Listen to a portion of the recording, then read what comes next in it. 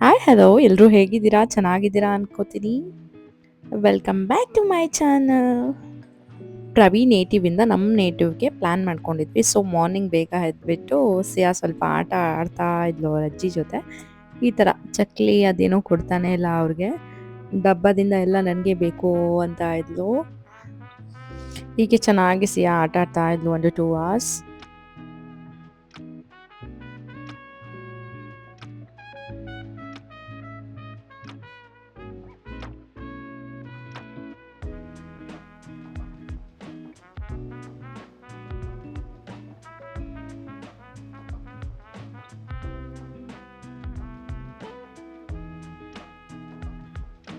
Actually ಸ್ವಲ್ಪ ಬೆಂಗಳೂರಿಗೆ ಹೋಗೋದು ಲೇಟ್ ಆಗ್ತಾಯಿತ್ತು. ಅದಕ್ಕೆ ನಾನು ನಮ್ಮ ಅಮ್ಮನ ಮನೆಗೆ ಹೋಗ್ಬಿಟ್ಟು 1 ವೀಕ್ ಇರೋಣ ಅಂತ ಪ್ಲ್ಯಾನ್ ಮಾಡಿಕೊಂಡು ಊರಿಗೆ ಹೊರಟ್ವಿ. ಮತ್ತೆ ವಾಪಸ್ ನಾನು ಪ್ರವಿ ನೇಟಿವ್ಗೆ ಬರಬೇಕಿತ್ತು, ಒಂದು ಪೂಜೆ ಇರೋದ್ರಿಂದ 1ಗೆ. ಸೊ ಅದಕ್ಕೆ 1 ವೀಕ್ ಹೊರಟಿದ್ವಿ.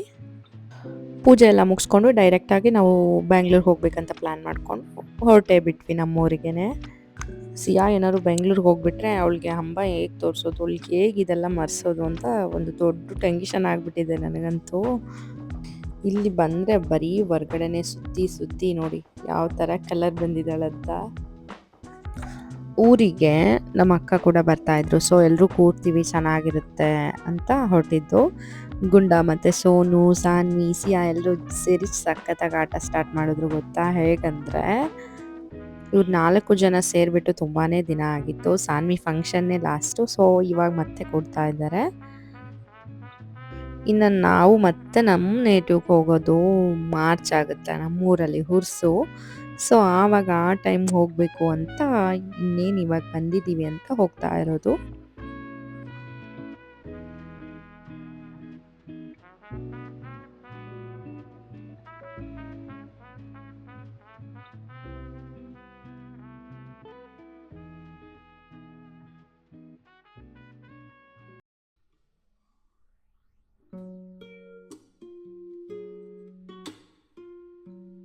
ಸೊ ನಾವು ಫೈನಲಿ ಹಡಗ್ಲಿಗೆ ಬಂದ ಮೇಲೆ ಈ ಥರ ಇವರೆಲ್ಲ ರೈಡೆಲ್ಲ ಹೋಗ್ತಾ ಇದ್ರು. 4 ಜನನ ಕರ್ಕೊಂಬಿಟ್ಟು ನೋಡಿ.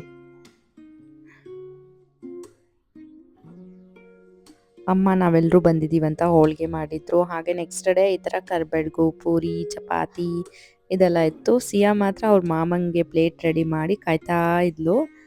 ಹೇಗಂದರೆ ಅವನು ಊಟಕ್ಕೆ ಎದ್ದೋಗ್ಬಿಟ್ಟ ಸ್ವಲ್ಪ ಬರ್ತೀನಿ ಅಂತ. ಆದರೆ ಇವಳು ಮಾತ್ರ ಅವಳ ಪ್ಲೇಟ್ನ ಕೊಡ್ತಾನೆ ಇಲ್ಲ ಯಾರಿಗೂ. ಅವ್ನು ಬಂದಮೇಲೆ ಅವನಿಗೇನೆ ಕೊಡ್ತಾ ಇದ್ದಾಳೆ ಹಿಂಗೆ. ತುಂಬಾ ಖುಷಿ ಸಿಗುತ್ತೆ ಆ ಟೈಮ್ ಆದರೂ ಮಾತಾಡೋಕ್ಕೆ ಟೈಮ್ ಆದರೂ ಸಿಗುತ್ತೆ.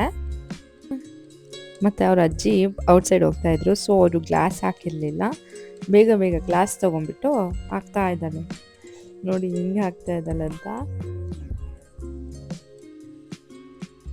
ಸೊ ನಾನು ನೆಕ್ಸ್ಟ್ ಪ್ಲ್ಯಾನ್ ಮಾಡಿದ್ದೆ ಸಾಯಿಬಾಬಾ ಟೆಂಪಲ್ಗೆ. ನಾನು ಯಾವಾಗ ಹಡಗ್ಲಿಗೆ ಬಂದರೂ ಕೂಡ ಹೋಗೋದೆ ಸಾಯಿ ಮಂದಿರಕ್ಕೆ ಮಿಸ್ ಮಾಡಿದೆ. ಗುರುವಾರ ಬಂದಿದ್ದರೆ ಹೋಗಿರ್ತೀನಿ.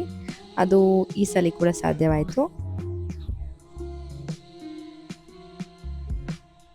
ನಾನು ತುಂಬ ಸಾಯಿನ ನಂಬ್ತೀನಿ. ಸೊ ತುಂಬ ಸಲ ನಾನು ಅನ್ಕೋತೀನಿ ಪ್ರಸಾದ ಎಲ್ಲ ಹಾಕ್ಸ್ಬೇಕು ಅಂತ.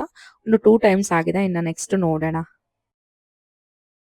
ನಾವು ಹೋಗಿದ್ದ ಟೈಮಲ್ಲೇ ಪ್ರಾರ್ಥನೆ ಕೂಡ ಎಲ್ಲ ಸ್ಟಾರ್ಟ್ ಆಗಿತ್ತು. ಸೊ ಅದೆಲ್ಲ ಮುಗಿಸ್ಕೊಬಿಟ್ಟು ಮಂಗಳಾರತಿ ಎಲ್ಲ ಎತ್ಕೊಂಡು, ಹಾಗೆ ನಮ್ಮ ಸಾನ್ವಿ ಒಂದು ಅಲ್ಲಿ ಕಾಯಿನ್ಸ್ ಸಿಗುತ್ತೆ. ಸೊ ಈ ಥರದ್ದೆಲ್ಲ ಅದ್ರಲ್ಲಿ ಒಂದು ಏನಾದರೂ ನಾವು ತೊಗೋಬಿಟ್ಟು ನಂಬರ್ಸ್ ನೋಡಿ ಅಲ್ಲೊಂದು ಬುಕ್ ಇಟ್ಟಿರ್ತಾರೆ, ಅದನ್ನು ನೋಡ್ಕೋಬೇಕು ಮನಸ್ಸಲ್ಲಿ ಏನಾದರೂ ಅಂದ್ಕೊಂಡು.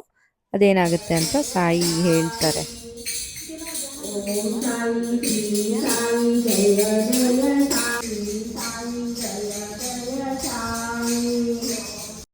ಹಾಗೆ ಪ್ರಸಾದ ಕೂಡ ಇತ್ತು. ಸೊ ಅದನ್ನು ಕೂಡ ತಗೊಂಡು ಮನೆಗೆ ಹೊರಟ್ವಿ. ನೋಡಿದ್ರಲ್ಲ ನನ್ನ ಇವತ್ತಿನ ಲಾಗ್ ಈ ಥರ ಇತ್ತು. ಸೊ ಈ ಲಾಗ್ ನಿಮ್ಮೆಲ್ರಿಗೂ ಇಷ್ಟ ಆಯಿತು ಅಂತ ನಾನು ಅನ್ಕೋತೀನಿ. ನೆಕ್ಸ್ಟ್ ಲಾಗಲ್ಲಿ ಮತ್ತೆ ಬರ್ತೀನಿ ಅಂತ ಹೇಳ್ತಾ, till then take care, bye, see you.